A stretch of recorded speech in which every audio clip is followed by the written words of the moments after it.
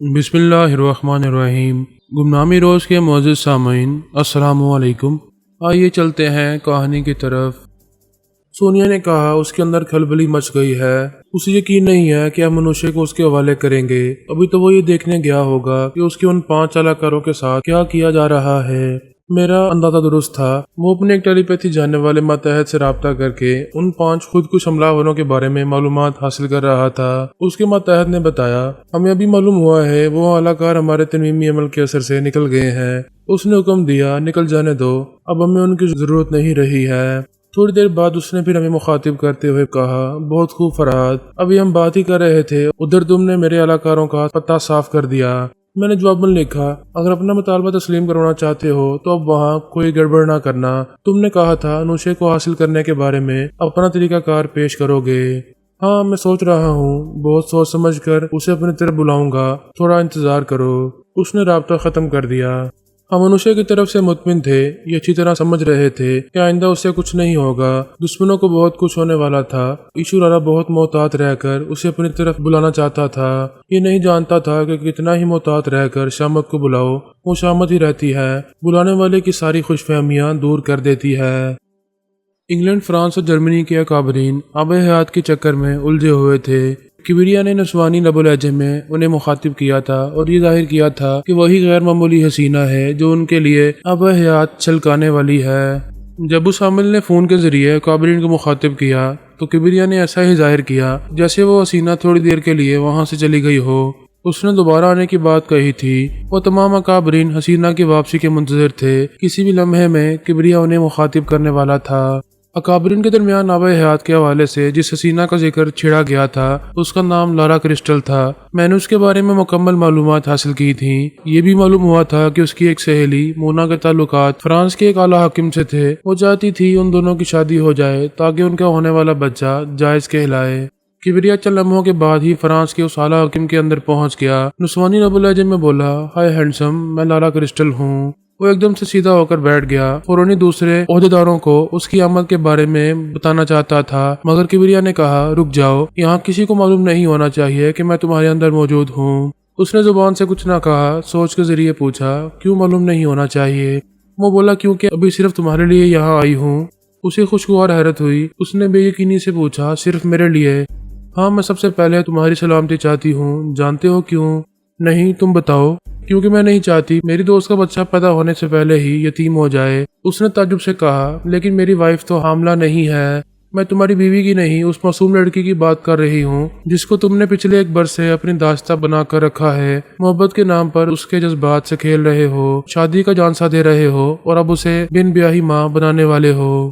وہ جلدی سے بولا، میں تمہاری ایسی کسی دوست کو نہیں جانتا، لیکن میں جانتی ہوں جھوٹ بولو گے تو نقصان اٹھاؤ گے۔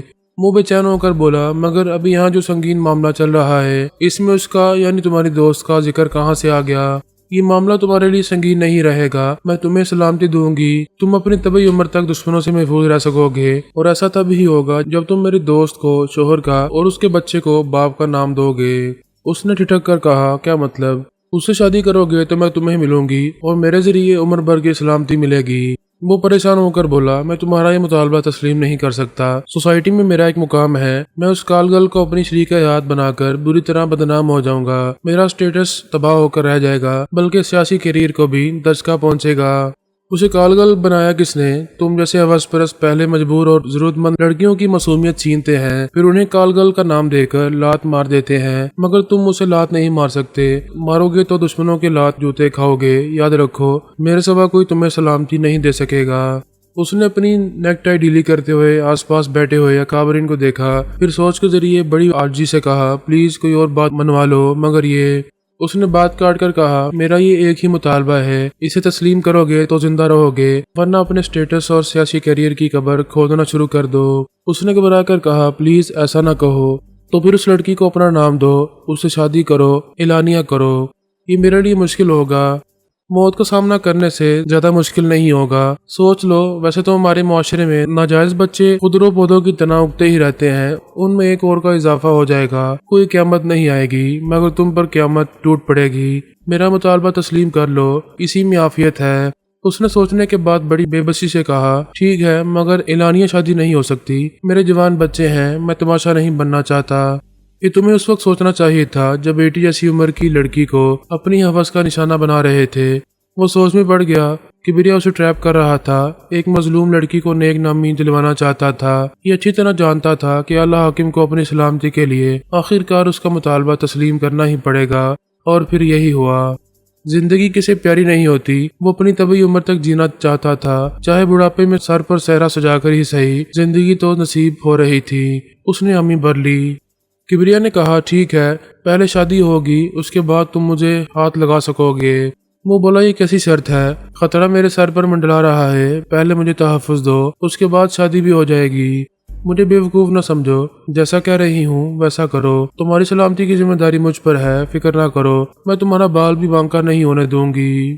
وہ ایک ذرا مطمئن ہو گیا، یہ اچھی طرح سمجھ رہا تھا کہ وہ حسینہ غیر معمولی صلاحیتیں رکھتی ہے، یقیناً اپنی سہیلی کی خاطر اس کی حفاظت ضرور کرے گی، اسے سہاگن بنانے کے بعد بیوہ نہیں ہونے دے گی۔ ان معاملات سے نمٹنے کے دوران کبریا نے میرے پاس آ کر پوچھا، پاپا اب کیا کرنا ہے؟ میں نے اسے ہدایت دیتے ہوئے کہا، انگلینڈ، فرانس اور جرمنی کے ایک اعلیٰ حکمران کو لارا کرسٹل کے پاس پہنچا دو۔ اس نے میری ہدایت کے مطابق یہی کیا۔ لارا کرسٹل دراصل خود ایک اسٹریٹ گرل تھی۔ اس کے متعلق جو ایک اہم انکشاف ہوا تھا اسے میں بعد میں بیان کروں گا۔ فی الحال ان 3 اعلیٰ حکمرانوں کو اس کے پاس پہنچایا جا رہا تھا۔ وہ تینوں صرف اپنی زندگیوں کو طول دینے کے لیے اس سے متاثر تھے اور جلد از جلد اس سے فیض یاب ہونے کے لیے بے چین تھے۔ فرانس کے اس اعلیٰ حاکم نے اس کے مطالبے کے مطابق مونا کو اپنی شریکہ حیات بنا لیا۔ پھر وہ لارا کے پاس آیا۔ ایسے وقت کبریا نے لارا کے دماغ پر قبضہ جما رکھا تھا۔ جب وہ اس کی خوابگاہ میں آیا تو وہ بولی، مجھے یہ دیکھ کر خوشی ہو رہی ہے کہ تم میرا مطالبہ تسلیم کرنے کے بعد یہاں آئے ہو۔ وہ سر جھٹک کر بولا، تمہارا مطالبہ میرے لیے ناگزیر تھا، دوسری شادی کے باعث میری فیملی ڈسٹرب ہو کر رہ گئی ہے، بچے مجھ سے بدزن ہو گئے ہیں، بیوی چند ہی دنوں میں طلاق لینے والی ہے۔ وہ بولی، بیویاں بچے تو اور مل جائیں گے، پرانی بیوی گئی تو نہیں آ گئی، جلدی ہی بچہ بھی آ جائے گا، مگر زندگی ایک بار ملتی ہے، کمان سے نکلے ہوئے تیر کی طرح پھر واپس نہیں آتی۔ وہ ایک گہری سانس لے کر بولا، ہاں یہی سوچ کر تمہارا مطالبہ تسلیم کیا ہے۔ وہ ایک کورڈ پیپر اس کی طرف بڑھاتے ہوئے بولی، اب اس پر دستخط بھی کر دو۔ یہ کیا ہے؟ اس کے مطابق تمہاری دولت اور جائیداد میں میری دوست یعنی تمہاری دوسری بیوی کا 50% حصہ ہے۔ اگر تم اسے طلاق دو گے تو وہ اپنا حصہ سمیٹ کر تمہاری زندگی سے نکلے گی۔ وہ ٹھٹک کر بولا، واٹ نان سینس، یہ کیا مذاق ہے؟ میں اسے اپنا نام دے چکا ہوں، اس سے زیادہ اور کچھ نہیں دوں گا۔ دو گے، آگے جا کر اسے طلاق دو گے۔ وہ اس کے دل کی بات کہہ رہی تھی۔ اس نے یہی سوچا تھا کہ پہلے لارا کے ذریعے اپنا الو سیدھا کرے گا، پھر دوستوں اور دشمنوں کے لیے ناقابل شکست بننے کے بعد دوسری بیوی کو لات مار کر زندگی سے نکال پھینکے گا۔ ایسے وقت لارا اسے بلیک میل نہیں کر پائے گی، مگر اب بازی پلٹ رہی تھی۔ اس نے بات بناتے ہوئے کہا، ٹھیک ہے، دستخط کر دوں گا، مگر پہلے مجھے تحفظ دو۔ آفٹر آل میں تمہارا ایک مطالبہ تسلیم کر چکا ہوں۔ وہ بولتے بولتے ذرا قریب آ گیا۔ وہ کھسک کر پیچھے ہٹتے ہوئے بولی، یہ آخری مطالبہ ہے، اس کے بعد میں سر سے پاؤں تک تمہاری ہو جاؤں گی۔ زندہ رہو گے تو مزید جائیداد بنا سکو گے۔ اسے جان بچانے کے لیے آخر دستخط تو کرنے ہی تھے۔ پھر یہ سلسلہ چل نکلا۔ عامل کی ہدایت کے مطابق روزانہ 5 اعلیٰ عہدیدار اس حسینہ کے پاس جاتے آتے رہے۔ تیسرے روز اس عامل نے فون کے ذریعے انہیں مخاطب کیا۔ انہوں نے خوش ہو کر کہا، ہیلو اجنبی مہربان، تم نے تو سچ مچ ہمیں آب حیات کا رستہ دکھایا ہے۔ اگرچہ تم نے کوئی احسان نہیں کیا ہے، اس کے بدلے منہ مانگی رقم وصول کی ہے، پھر بھی ہم تمہارا شکریہ ادا کرتے ہیں۔ وہ مسکرا کر بولا، بے شک میں نے رقم وصول کی ہے، اس کے باوجود تمہارا محسن ہوں، تم لوگ مجھے اپنی آخری سانسوں تک بھول نہیں پاؤ گے۔ پھر اس نے جرمنی کے اعلیٰ حاکم کو مخاطب کرتے ہوئے کہا، ہیلو مسٹر جارج، میرا خیال ہے تمہارا بھی کام ہو چکا ہے اور تم مطمئن ہو۔ ہاں، میرے علاوہ ہمارے ملک کے دیگر اہم افراد کو بھی سیکیورٹی حاصل ہو چکی ہے۔ وہ عامل اچانک ہی کہکا مار کر ہنسنے لگا۔ تمام انکاورین نے چونک کر سوالی نظروں سے ٹیلی فون کی طرف دیکھا۔ جرمنی کے اعلیٰ حاکم نے تعجب سے پوچھا، تم ہنس کیوں رہے ہو؟ میں ہنس رہا ہوں کیونکہ ابھی تم سب سر پکڑ کر رونے والے ہو۔ انہوں نے پریشان ہو کر پوچھا، کیا مطلب؟ وہ ہنستے ہنستے رک گیا، پھر بولا، تم میں سے جو اعلیٰ حکمران اپنے اندر ایک نئی توانائی محسوس کر رہے ہیں، ان کے لیے میرا مشورہ ہے وہ پہلی فرصت میں اپنا HIV ٹیسٹ کروا لیں۔ انہوں نے کچھ نہ سمجھتے ہوئے پوچھا، HIV ٹیسٹ مگر کیوں؟ ہم میں سے کوئی ایڈز کا مریض نہیں ہے، مگر لارا کرسٹل ایڈز کی مریضہ ہے۔ اس نے بات نہیں کی تھی، دھماکہ کیا تھا۔ اعلیٰ حکمرانوں کے پیروں تلے سے جیسے زمین کھسک گئی، سر سے آسمان سرک گیا، زبان گنگ ہو کر رہ گئی۔ वो कुछ ना समझने के सी अंदाज में फटी फटी आंखों से कभी टेलीफोन को और कभी एक दूसरे को देख रहे थे। आमिल ने पूछा, क्या हुआ, तुम सबको सांप क्यों सूंघ गया है? एक आला हकीम ने सख्त लहजे में कहा, तुम इंतहाई बेहुदा मजाक कर रहे हो। अच्छा, तो तुम्हें ये बात मजाक लग रही है तो फिर जाओ लारा क्रिस्टल की मेडिकल रिपोर्ट्स पढ़ो, उसके डॉक्टर से मिलो, उसकी मेडिकल हिस्ट्री मालूम करो, उसके बाद मैं तुमसे बात करूंगा। उसने राब्ता खत्म कर दिया। तमाम काबरीन के दिमागों में जैसे आंधियां सी चलने लगी थी। उनके अंदर खलबली मच गई थी। वो जल्द अज जल्द लारा क्रिस्टल की हकीकत मालूम करना चाहते थे और इस काम में ज्यादा वक्त नहीं लगा। 1 घंटे बाद ही उसके फैमिली डॉक्टर समेत तमाम मेडिकल रिपोर्ट्स उनके पास थीं। उनकी चीखती हुई तहरीर कह रही थी कि लारा पिछले 1 बरस से एड्स के मौजी मर्ज में मुब्तला है। उसे ताल्लुकात इस्तवार करना अपनी शामत को दावत देने के मुतरादिफ है। ऐसी जहरीली हकीकत का सामना होते ही उन आला हुक्मरानों के होश उड़ गए। वो दहल कर रह गए। ऐसे वक्त उस आमिल ने फोन पर उन्हें मुखातिब किया। लाउड स्पीकर के जरिए सभी उसकी आवाज सुन रहे थे। एक आला हुक्मरान ने गुस्से में गर्ज कर कहा, यू चीटर, तुमने हमें धोखा दिया है, हमसे दुश्मनी की है। मैं तुम्हें जिंदा नहीं छोड़ूंगा। तुम दुनिया के किसी कोने में छुप कर नहीं रह सकोगे। हमारे जासूस तुम्हें ढूंढ निकालेंगे। कुत्ते की मौत मरोगे तुम। वो गरज रहा था, बरस रहा था। उसका बस नहीं चल रहा था कि दूसरी तरफ रहने वाले आमिल का गला घूंट दे या उसे चीर फाड़ कर रख दे। देखा जाए तो वाकई उस आमिल ने बड़ी ही जानलेवा दुश्मनी की थी। जवाबन उसके कह के सुनाई दे रहे थे। वो फातिहाना अंदाज में हंस रहा था, जैसे उनका मजाक उड़ा रहा हो। उसका ये अंदाज जल्दी पर तेल का काम कर रहा था। अकाबरीन बुरी तरह सुलग रहे थे। एक ने तिल मिलाकर चीखते हुए कहा, शट अप। वो बोला, मुझे क्या खामोश कराते हो? बोलती तो तुम्हारी बंद हो गई है। वैसे मेरा एहसान मानो, बड़े ही रंगीन तरीके से बीमारी दी है। एक ने पूछा, इस दुश्मनी का मतलब क्या है? वो जरा देर चुप रहा, फिर जर्मनी के आला हकीम को मुखातिब करते हुए बोला, मिस्टर जॉर्ज, अपनी मेमोरी खंगालो, वहाँ कहीं एडमंडा का नाम मिलेगा। एडमंडा? वो बोला, याद करो, मैं वही एडमंडा हूँ जिसको तुमने 1 बरस पहले CIA वालों के हवाले कर दिया था। मेरे ओहदे से मुझे लात मारकर ऊंधे मुंह गिरा दिया था, सिर्फ इसलिए कि मैंने तुम्हारे एक हुक्म की तामील नहीं की थी। ओह, तो तुम वही नाफरमान बागी हो। मैं ना तो नाफरमान था ना बागी था। पिछले 8 माह से ना करदा जुर्म की सजा भुगतता रहा हूँ, इंतकाम की आग में सुलगता रहा हूँ। ये अच्छी तरह समझता था कि तुम कभी मेरे हत्थे चढ़ने वाले नहीं हो, लिहाजा आमिल के बेस में तुम्हें कब्र तक पहुंचाने आ गया। दूसरे काबरीन ने कहा, तुम जॉर्ज के दुश्मन थे, उससे इंतकाम लेते, तुमने हमसे दुश्मनी क्यों की? वो तंजिया लहजे में बोला, क्या याद दिलाना पड़ेगा जब जॉर्ज मेरे खिलाफ केस तैयार कर रहा था, ऐसे वक्त तुम सब उसके हमायती बन गए थे। तुम सब ने मिलकर मेरे खिलाफ ऐसा केस बनाया था कि अपनी जान बचाना मुश्किल हो गया था। तुम लोगों की वजह से मैं रोपोश रहकर जिंदगी गुजार रहा हूँ। मैं और किबरिया अपने अलाकारों के अंदर रहकर उनकी बातें सुन रहे थे। एक औला हकीम तो दिल थाम कर बैठ गया था, अजीब सी घबराहट और बेचैनी महसूस कर रहा था। फिर उसने मेरी मर्जी के मुताबिक घबराई हुई आवाज में कहा, लगता है मैं HIV पेशेंट बन गया हूँ। ओह गॉड, मुझे क्या हो रहा है? तमाम आला हाकिम उसे तशवीश भरी नजरों से देख रहे थे। दूसरी तरफ वो ओहदेदार दिल ही दिल में शुक्र अदा कर रहे थे, जिन्हें भी लारा क्रिस्टल के पास जाने का मौका नहीं मिला था। तमाम हुक्मरानों ने कहा, हमें फौरन अपना HIV टेस्ट करवाना चाहिए। सब उसकी तायद करने लगे। ऐसे वक्त मैंने अपने अलाकार के जरिए उन्हें मुखातिब किया। तमाम काबरीन एकदम से चौंक गए। बेख्तियार उनके मुंह से निकला, फरहाद, मिस्टर फरहाद, ये तुम ही हो? वो सोच भी नहीं सकते थे कि मैं उनके दरमियान मौजूद हो सकता हूँ। मैंने कहा हूँ तो उस हसीना की पोल खुल गई। अब हयात नोश करने गए थे, अब देख रहा हूँ मौत का लर्जा तारी हो रहा है। अब कौन मसीहा आएगा एड्स के मौजी मर्ज से निजात दिलाने के लिए? एक आला हाकिम ने कहा, हमारे साथ बहुत बड़ा धोखा हुआ है। अगर तुम हमारी कुछ इमदाद करते, खलखानी के जरिए उस बेरूपी आमिल की हकीकत मालूम कर लेते तो। मैंने बात काटते हुए कहा, मेरी समझ में ये नहीं आता कि तुम लोग हमेशा हमसे क्यों आस लगाते हो, और आस लगाते हो तो फिर दावत क्यों रखते हो? जब हालात के जूते पड़ते हैं तब गलतियों का एहसास होता है। पता नहीं उन्हें एहसास हो रहा था या नहीं। मैंने कहा, तुम लोग अपने बलबूते पर अक्लमंदाना फैसले क्यों नहीं करते, या फिर ये इतराफ कर लो कि तुम जैसे तरक्की याफ्ता ममालिक के अकाबरीन हमारी उंगली थामे बगैर 2 कदम भी नहीं चल पाते। चलना चाहे तो लड़खड़ा कर गिर पड़ते हैं, जैसे अभी ऊंधे मुंह गिर पड़े हो। एक आला हकीम ने शिकस्त खुर्दा लहजे में कहा, शायद यहाँ कोई इतराफ करे या ना करे, लेकिन मैं करता हूँ। इस बार तो हमने जानलेवा धोखा खाया है। ये सोचो कि क्यों खाया है, क्यों हम तुम्हारी इमदाद करने नहीं आए? उसने कहा, क्योंकि हमने हर बार एहसान फरामोशी का मुजाहरा किया है। दूसरे ओहदेदार ने कहा, तुम हमारे मुखालिफ होने के बावजूद हमें बख्श देते हो, लेकिन एडमंडा ने तो इंतकाम की इंतहा कर दी, हमें जीते जी मार डाला है। एडमंडा ने फोन के जरिए कहा, क्योंकि मेरे अंदर मिस्टर फरहाद जैसा ज़र्फ नहीं है। तुमने बहुत ही भयानक इंतकाम लिया है। मैंने कहा, ये वाकई भयानक होता अगर वैसा ही होता जैसा तुम लोग समझ रहे हो। उन्होंने ठिठक कर पूछा, क्या मतलब? मैंने कहा, उस मरीजा से तुम्हें कोई नुकसान नहीं पहुंचा है। ये तुम क्या कह रहे हो? वो एड्स की मरीजा है। उसकी मेडिकल रिपोर्ट्स और उसका डॉक्टर इस बात की तस्दीक कर रहे हैं। हमने उससे जिस्मानी ताल्लुकात कायम किए हैं और HIV वायरस इसी तरह एक से दूसरे की तरफ मुंतकिल। मैंने बात काट कर कहा, बेशक मुंतकिल होता है, ये भी सच है कि वो एड्स की मरीजा है, लेकिन मैंने कहा है कि तुम्हें उससे कोई नुकसान नहीं पहुंचेगा। उन्होंने ताजुब से पूछा, क्या जिस्मानी ताल्लुकात कायम करने के बावजूद? एडमंडा ने कहा, मिस्टर फरहाद, ये तुम कैसी बच्चों जैसी बातें कर रहे हो? मैंने कहा, उनके HIV टेस्ट से साबित हो जाएगा।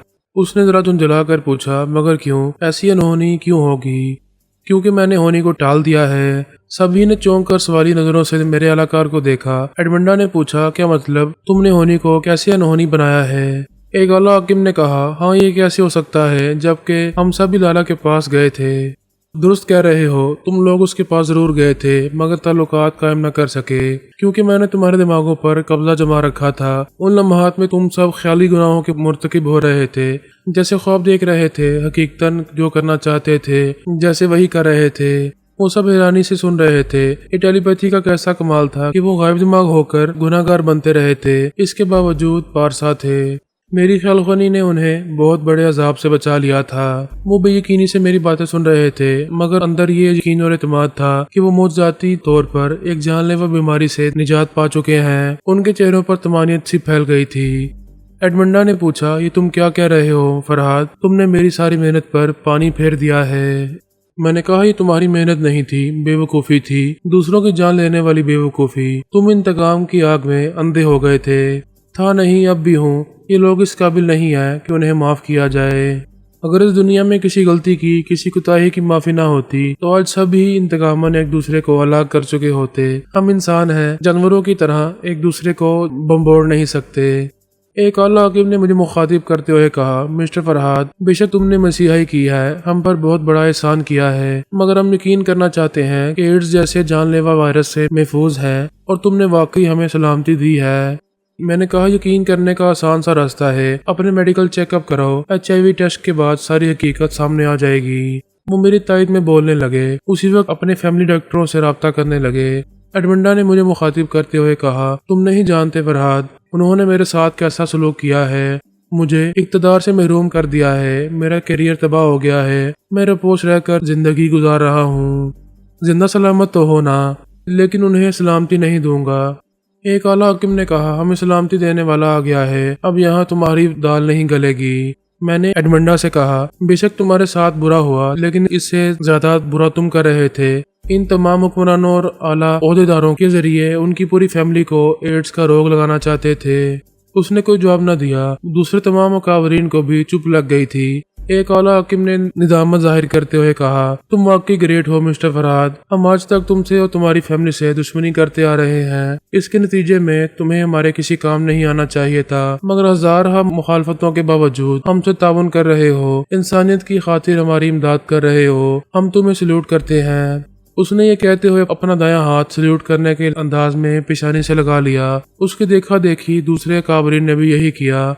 वो ऐसे खुद गर्ज थे कि कभी अपने बाप को भी सलाम न करते, मगर इसलिए कर रहे थे कि मेरी दोस्ती और मुझसे जिंदगी मिल रही थी। मैंने कहा, एक बात अच्छी तरह समझ लो, यहाँ जमीन पर बसने वाले हर इंसान की सलामती दूसरे इंसान से जुड़ी हुई है, चाहे वो हिंदू हो, मुसलमान हो, ईसाई हो या यहूदी। हम सब अपने अपने मजाहिब के दायरे में रहते हुए एक दूसरे को सलामती और तहफ़्फ़ुज़ देते रहेंगे तो किसी बैरूनी ताकत को यहाँ कदम जमाने का मौका नहीं मिलेगा।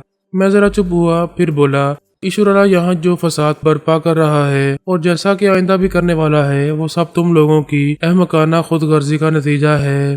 एक आला हाकिम ने कहा, हम अपनी गलती तस्लीम करते हैं। हमारे गलत फैसलों ने और खुदगर्जी ने आज पूरी दुनिया को खतरात से दो चार कर दिया है। दूसरे ने कहा, और हमारी बदबख्ती तो ये है कि ईश्वर अल्लाह के जरिए हमें कोई फायदा भी ना पहुँच सका, इसके बरक्स हम उसके गुलाम बनने वाले हैं। मैंने कहा, अभी तुम्हें अकल आ रही है तो ये अच्छी बात है, उम्मीद है आइंदा उसके इत्तेहादी नहीं बनोगे।